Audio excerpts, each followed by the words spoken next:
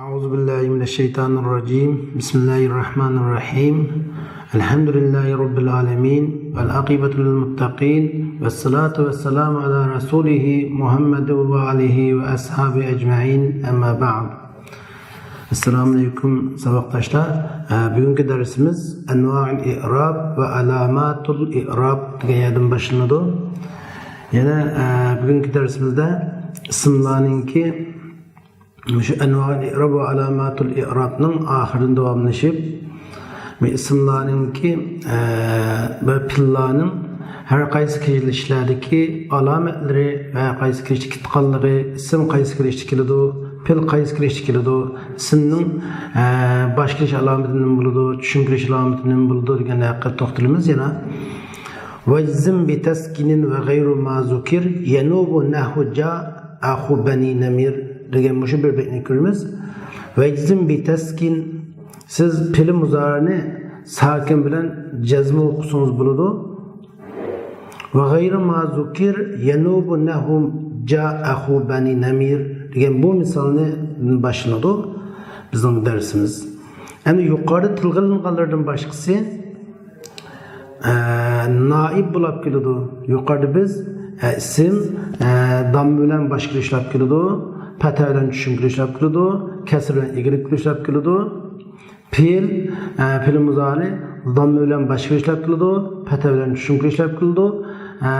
Sakin bilan kesik formada keladi dedik. Yani onundan başqa desa, yani ondan başqa boshqarish alomati unda alif bo'lib keladigan, tushunirish boshqarish alomati vav bo'lib keladigan, tushunirish alomati alif bo'lib keladigan, egilib kelish holda ya bo'lib keladigan bunday ahvollar bor. Mushuna demakchi g'ayri mazukir, yani yuqori tilg'ilganlarning boshqasi naib bo'ladi. Demak fatha, damma, kasra, sakin bu töte asli bo'ladi. Qag'ini far'i yana bular naib deb ataymiz. Masalan, jaa akhu bani namir deganda bani namirning qarindishi keldi desak, o'sha jaa fil mazi, ba akhu uning fa'il mudaf, bani mudaf ilay, bani mudaf, namir mudaf ilay dedik. Mana o'sha akhu fa'il marfu alamat ar-raf'i va niyabatan an zamme demekçi. Bani muzafin ilay mecrur alamatul cer el ya niyabeten anil kesre deyimiz. Demek ca'ahu bani nemirdeki ahuliku vav demmigin niyabeten naib bulab kelgen, bani nemirdeki ya kesrigen naib bulab kelgen demekçi. Ya ki mesela ra'aytu akha bani namir desek, bani namirning qarindishini ko'rdingiz. Akha bani namir desek, o'sha akha ra'a fil tufayl akha maf'ulun bi huludu, maf'ulun bi amishada akha maf'ulun bi mansub alamatun nasbi alif niyabatan anil fatha deymiz. Endi demek i'roblarda shundaq asli alomatlar bilan bilakildi. Asli alomatning g'ayri kelganda yoki va keladi, yoki ya keladi, yoki alif keladi, yoki kasra. Masalan, jami muannas salimda kasra fathaga niyobatan bo'lib kelganga o'xshash shu naib bo'lib kelish ahvollari ko'rib o'tdik.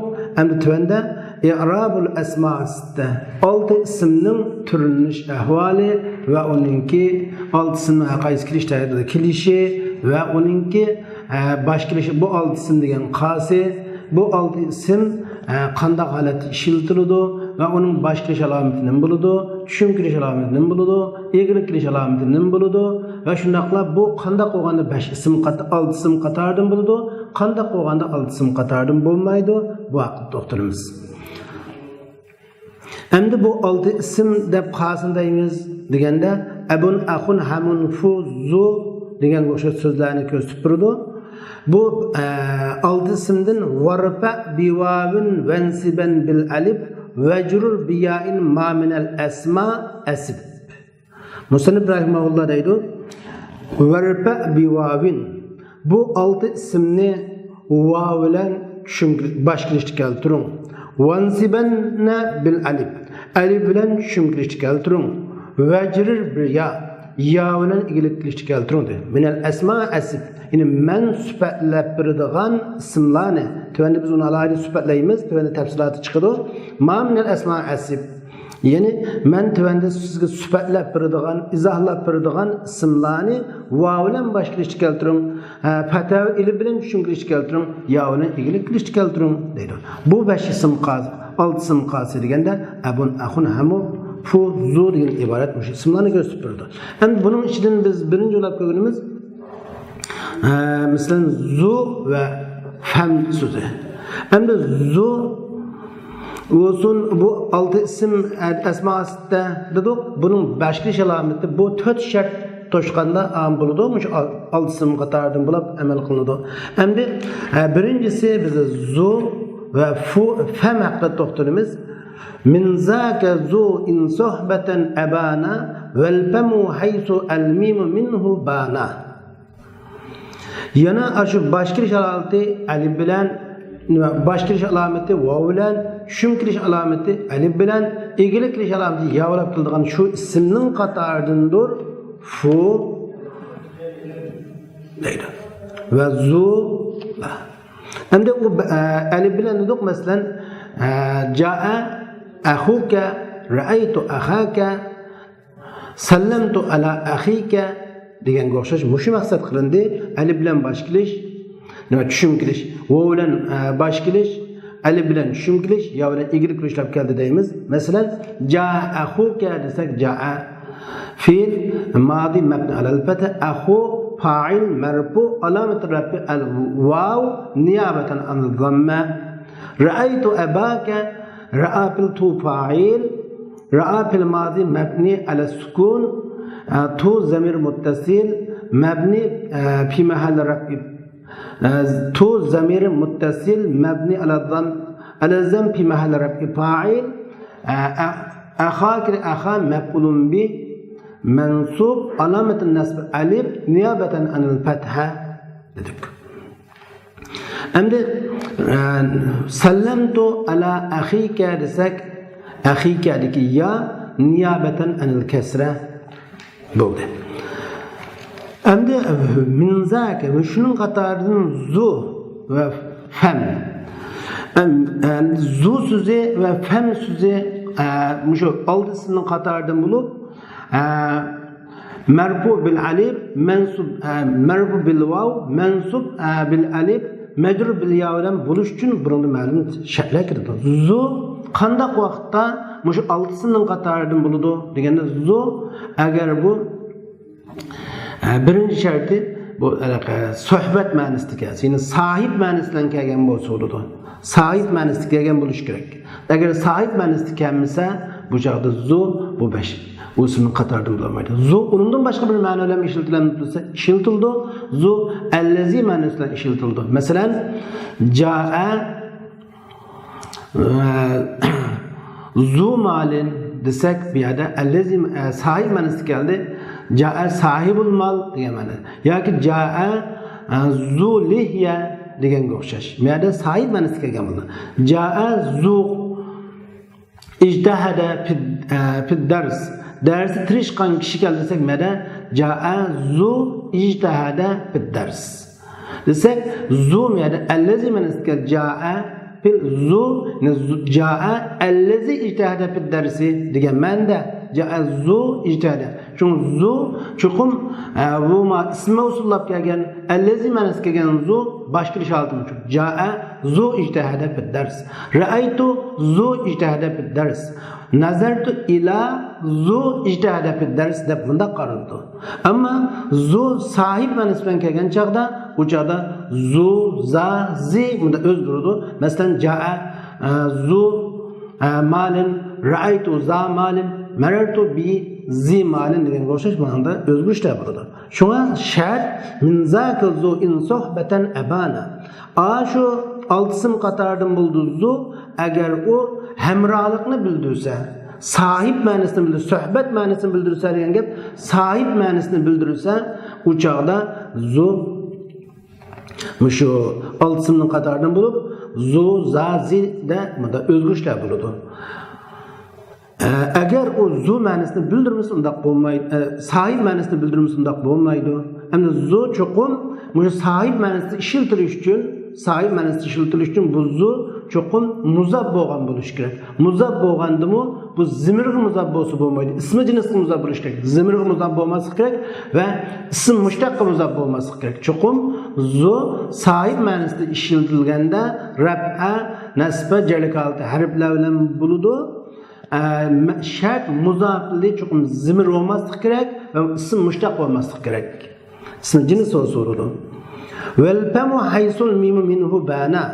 Fem onundan mim iniq ayrılgan çağda, mim yo'qolgan çağda andın fem söze eğiz degan ma'noni bildirdi, fem degan. Endi famun, faman, famin bu odatdagi normal isim qatorida hisoblanadi. Andın famun, faman, famin. Mesela pamuka sagir deganga o'xshash desak, meda pamu, pama. Mesela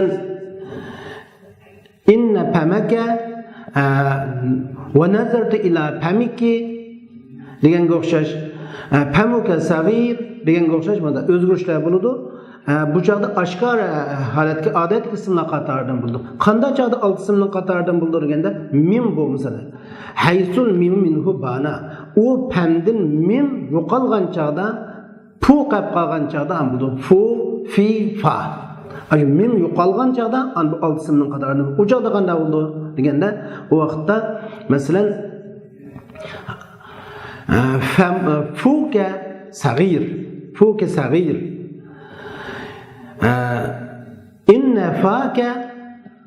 إن فاك صغير ونظرت إلى فيك degan o'xshash mana o'zgarishlar bo'ldi. U vaqtda rab'a alikalti, rapikalti, va bilan nasbilikalti, alif bilan egilik kirish alamati kasr bilan bo'ladi. Ajo mim bo'lmasa kerak. Mim kelgan chog'da odat qismlar qatoridan bo'lib ketdi deb qaraymiz.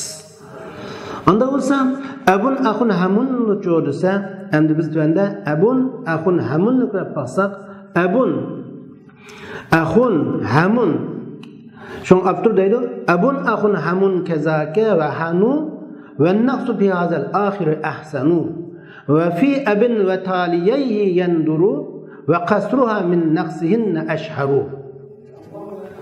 Endi abun axun hamunmu ashunga o'xshash. Abun axun hamunmu yine ashu 5 ismning qatoridan 6 ismning qatoridan bo'ldi. Marfu bil vav, mansub bil alif, majrur bil ya'dan qatoridan bo'ldi. Bu uchalasi o'xshash, ashuning qatoridan bo'ldi. Va hanu naqs va hanuma shuning qatoridan bo'ldi. Hanumu shuning qatoridan bo'ldi.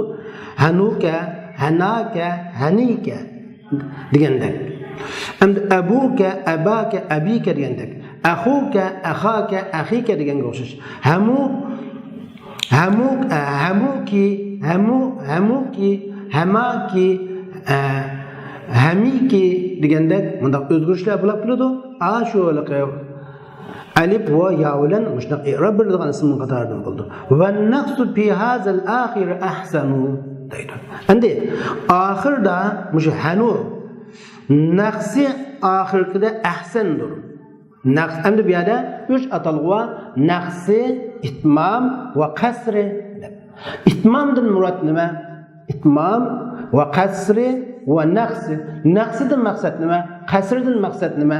degan haqida to'xtalgan vaqtimizda itmam deganimiz ya'ni mushu 6 ism qatoridan bo'lganini, ya'ni boshqilish holati va bilan tushunkish holati, alif bilan egilish holati ya bilan bo'lganini itmam deb ataymiz.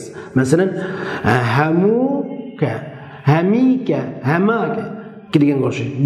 Abuka, abak deb vo kaginni yoki abaka, abik deb kelgani bu itmam bu. Naqsi degan cho'disa, naqsi deganimiz buni oxirida naqs ashu vo ilib yani isbotlamay keltirganini ko'rsatadi. Vo ya alif isbotlamay odatga normal ismiga o'xshash holatda iste'mol qilinganini, masalan, haza abuka, ra'aytu abaka. marartu bi abika. Buni bu naqsi deb qaraymiz mana. Shunga oxir qisda hamda abun aqun hamun kazaka va hanuda oxir qisi hanu bo'ldimi? Shu hanuda fi hazal akhir mush hanuda naqsi ahsandir. Nimadan ahsan? مش النقص في هذا الآخر المراد هنو النقص في هذا الآخر هنو أحسن من الإتمام يعني مش آخر وغن هنو دا نقص كالترش إتمام كالترگندن أحسن deydi. Demek hanu sözünü oldu isim qatardan qılğandın küre bunu adetki isimler qatardan qılıvatqanımız ahsan hesaplanıdı demekçi. Şuna demek bu yerde hanu, hana hanuka, hanaka, hanike deb oltumay, bunu hanaka, hanuka, hanike deb asli irablar bilan, asli harekatlar bilan irablangan.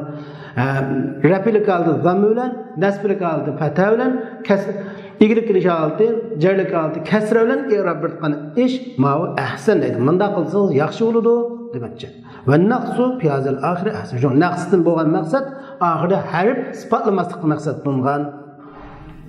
Yani itmamdan bo'lgan maqsad shu oxiri 3 harfni isbotlash maqsad qilingan bo'lgan va ilif yani isbotlash.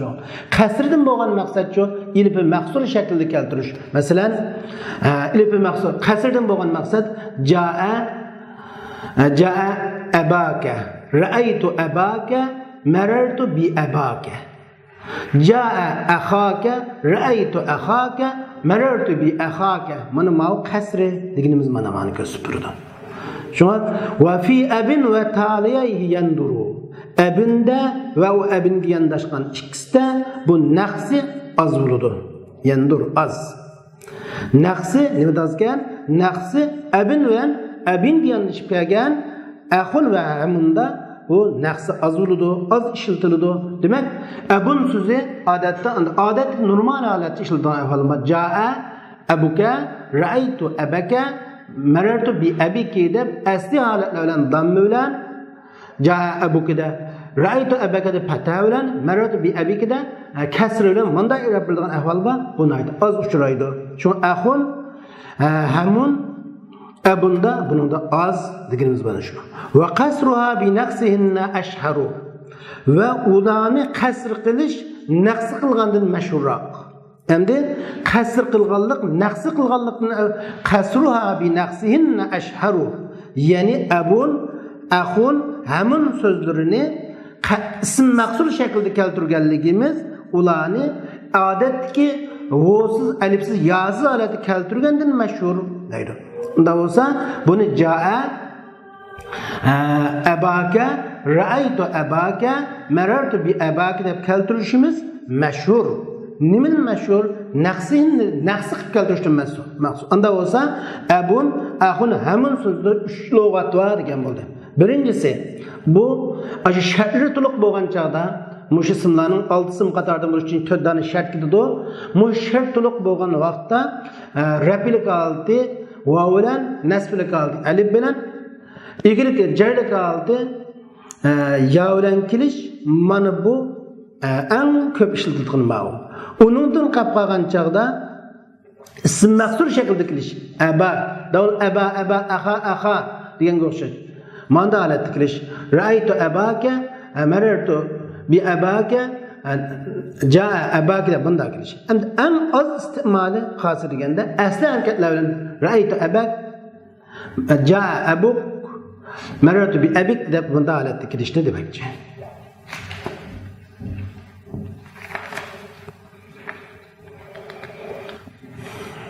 Endi biz bayan 4 dona sharti bor dedik. Bu ismlarning harakat berishning 4 sharti bor.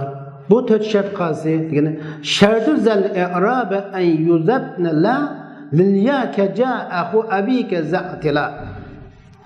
Ya'ni bu asmasida 6 ismning mushundaq marfu bil vav, mansub bil alif, majrur bil ya bo'lishning 4 dona sharti. Mush 4 shart topilganda mush sahadim bo'ladi bular.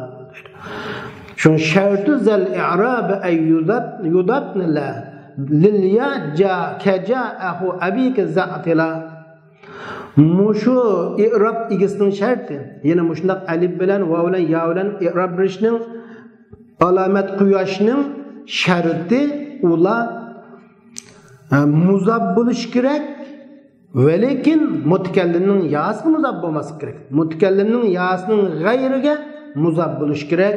Ja'ahu abika za'tilaga o'xshash dedi. Endi biz buni 4 shart dedik. Musannif bu yerda 2 not qo'ydi. Biz yana 2 ni qo'shib 4 deymiz. Bu yerda birinchi shart cho'qim bu muzab bo'lgan bo'lish kerak. Bu muzab bo'lmasa ja'abun ra'aytu aban maratu bi abin deb bunday kiradi. Shu birinchi shart muzab bo'lish kerak. Ikkinchi shart mutakallimning ya'si muzab bo'lmasi kerak. Ammo mutakallimning ya'si muzab bo'lib qolsa, davomli bir xilala taqdiran bo'ladi uning i'robi. Masalan, ja'a abi ra'aytu abi nazartu ila abi. Hammasi abi. Ja'a abi desak ja'a fil, abi fa'il, marfu, alamat rafi ad-damma al-muqaddara ala fawqa badaymiz. Mutakallimning ya'sining sababi bilan ashada mutakallimning ya'sining sababi bilan patani oshkor bo'lishi cheklangan deb qaraymiz. Endi nazartu ila abi desak uchadim o'xshash.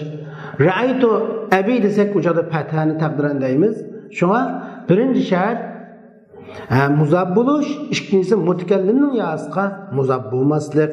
Üçüncüsü bu tasvir qilinmaslik kerak. Ammo bu ismlar tasvir qilinsa biz aytilgan saadin asmasının qatoridan bo'lmaydi.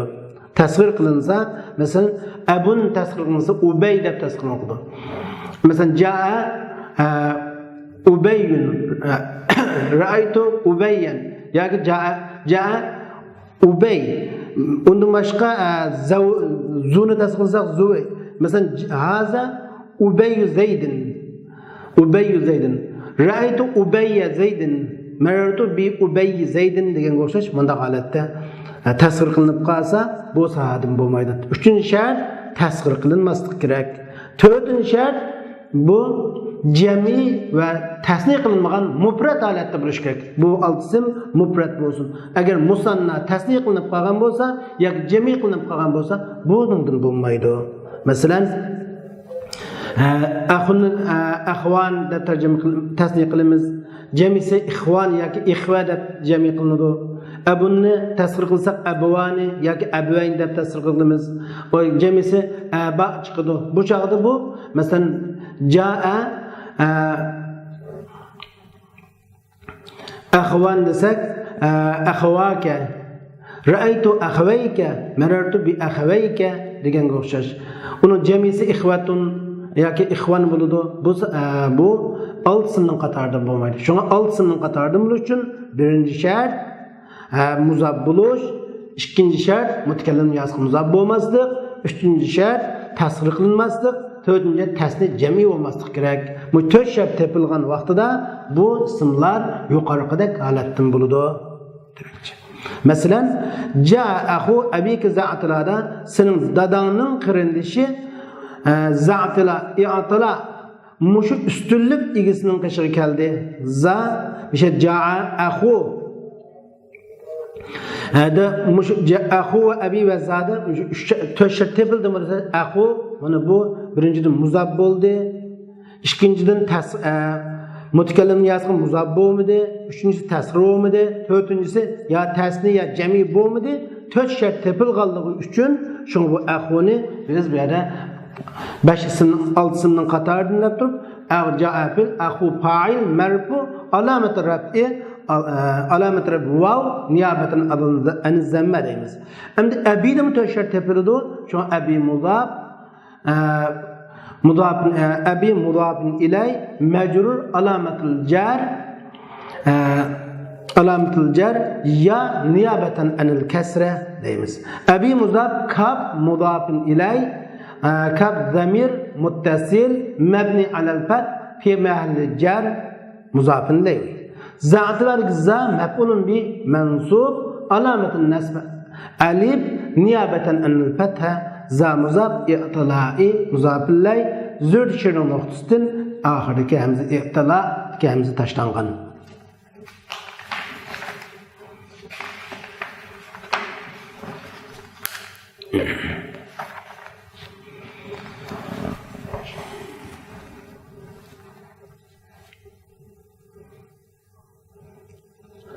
tövende kömekçi oğunumuz i'rabul musanna ve ma ulhiqa bih. İşkilik isimlarının i'rabi ve işkilik isimlarga mulhaq bolgan isimlarni i'rab. İşkilik isim qaysi kelishlarda keladi? İşkilik isim başka ishlab kelsa, başka ishni alamatidan bo'ladi. Tushunkilik ishlab kelganda tushunkilik alamatidan bo'ladi. Egrilik ishlab kelganda egrilik alamatidan bo'ladi. Anda da biz birinchidan işkilik isim degan nima? Bir isim ishkilik qilinsa qanday qilinadi? Degan haqida to'xtalganimizda odatda ikki dona erlik ya ikki dona ayollikni bildirgan so'zni biz ishkilik isim deymiz.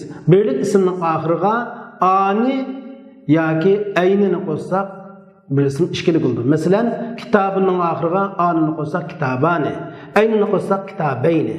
Rajulunning oxiriga anini qo'shsak alif va nun deymiz. Rajulani, aynini qo'shsak rajulayni. Qalamunning oxiriga anini qo'shsak qalamani, aynini qo'shsak qalamayni. Demak, bir ism ishkilik qilinishi uchun oxiriga ani yoki aynini qo'shsak, boshqa holatda anini qo'shamiz. Mesela hazani qalamani, hazani kitabani degan tushunkish va egiliklish holatida aynini qo'shamiz. Masalan, ra'aytu kitabayni degan o'xshash. Ra'aytu kitabayni desak, nazartu ila kitabayni desak egiliklish holati o'xshash. Va ma ulhiqa bi va ishkilik ismga qo'shilgan ismlar haqida to'xtalamiz. Mulhaq bo'lgan isimlar degan nima degan? Ishkilik isimlarda bu mulhaqlik, ya'ni haqiqiy ishkilik ism qatoriga qo'shib o'tilgan ismlar. Ishkilik ismga o'xshab ketgan ismlar. Mulhaq bi, ya'ni shu ishkilik ismga o'xshab ketgan. Nimada? Ya'ni boshqalish holatining alif bo'lishi, tushunkish va egilish holatiningki ya bo'lish jihatda ishkilik ismga o'xshab ketgan. Va ma'nida ishkilikni bildirgan. Unda o'zi haqiqiy ishkilik bo'lsa yo'q. Haqiqiy ishkilik uchun chuqum uning o'z lafzidan mufrad bo'lishi kerak. O'z lafzidan mufrad bo'lmasa, uni mulhaq ishkilik ismga o'xshab ketgan ismlar ishkilikning qatoridan deymiz, haqiqiy ishkilik ism qatorida hisoblanmaydi. Shunga i'rabul musanna va ma ulhiqa bi deb atashimizning sababi shu. Bil alif rifa'il musanna vakila iza bi muzmarin mudafan wasila. Kilta kaza kasnani wasnatani kabnayni wa ibnatayni yajriyani. Ve tahlupul ya fi jami'iha al-alif jarran ve nasban ba'da fathin qad ulib. Biz mana shu beklarda ko'ribdimizki bil alif rifa'il musanna vakila. Siz ishkilik ismni alif bilan boshlash keltiring dedi. Kila ni alif bilan boshlash keltiring agar u kila zimirga muzab bo'lib kelgan bo'lsa. Ve kilta kezake, kiltamu aşunun o'xshaydi, kiltamu kilaga o'xshaydi. Isnani ve isnatani ibnayni ve ibnatayniga o'xshash jar bo'lyotidi. Ve tahlupul ya fi jami'iha al-alif. Ya ularning şu ishkilik ismning kila kiltalarning hammasida ya alifga alifning o'rnida ya keladi, egilik kelish va tushunkish holatida kunilab ketgan fathadan keyin jarran va nasban ba'da fathin qad ulib. Odalinib ketgan, ashunga kunab ketilgan, ashunga odalinib ketilgan, kunab ketilgan bir fathadan keyin alifning o'rnida yani jamisi izbasar bo'ladi ya jarlik holatida, nasblik holatida deydi. Şuna anda olsa biz tafsirler bizga bir misol ko'rgan vaqtimizda misol ko'rsak bil alif ishkilik ism endi shu alif bilan boshqa ishlab keldi. Masalan hazani kitaban deganga o'xshash. Anda da kila ida muzmarin muzafan usila. Kila zimirga muzab bo'lgan chaqda andin shu ishkilik ism alif bilan boshqa ishlab keladi. Ya bilan egiliklish va tushunkilishlab keladi demakchi. Anda o'ganda zimirga muzmarga muzab bo'lmay, zahriga muzab bo'lsa desa, o'sha ism mahsul buncha bo'ladi. Masalan, Ca'a kila et-talibeyni. Ra'aytu kila et-talibeyni. Nazartu ila kila et-talibeyn deymiz. Bu kila ve kilta degan so'z kila erlik ishkilikni bildiradi. Kilta ayollik ishkilikni bildiradi. İsmi zahir muzab bo'lsa, ism maqsur. Başkilish holatimi alif, shumkilish holatimi alif, egiliklish holatimi alif bilan bo'ladi. Bu ism zahir muzab bo'lsa, ammo bu zamirga muzab bo'lgan chaqda, zamirga muzab bo'lganda ishkilik ism bo'yicha muomala qilinadi. Shunga zamirga muzab bo'lmasa, deyishimizning sababi shu. Kilta va kila ishkilisi mushu bo'yicha bo'ladi. Mesela zirun muzabbağını görsak kilahuma ra'aytu kilayhima marartu bi kilayhima degan o'xshash. Endi kila va kiltamu odatda bu mulhaq ismlarning qatorida hisoblanadi. Mesela kila kiltamu haqiqiy ishkilik ism emas. Shunga ishkilik ism tuanda ko'rganimizda isnan va isnatan, isnan ikki degan bo'ldi, isnatan ikki degan bo'ldi. Erlik ishkilikni isnan deymiz, ayollik ishkilikni isnatan deymiz. Isnan va isnatan ibnayni va ibnataynga o'xshash jari bo'lyotdi. Anda bo'lsa bu beytni nima demakchi? Maqsad nima deganimizda isnan va isnatan ibnayn va ibnaynga o'xshash jari bo'lganga ibnun va ibnatun bu so'zda marfu rafil qalti alif bilan nasb jara qalti ya bilan bo'ldi, shunga o'xshash bo'ladi deydi. Masalan, hazani ibnani ra'aytu ibnayni darartu bi ibnayni deganga o'xshash. Şunaq alat isnani isnatanmi aşubunca mesela hazani raculani isnani ra'aytu raculayni isnayni degan o'xshash. Hamda hatani imraatani isnatani imraatayni isnatayni degan o'xshash bunda ishiltildi demakchi.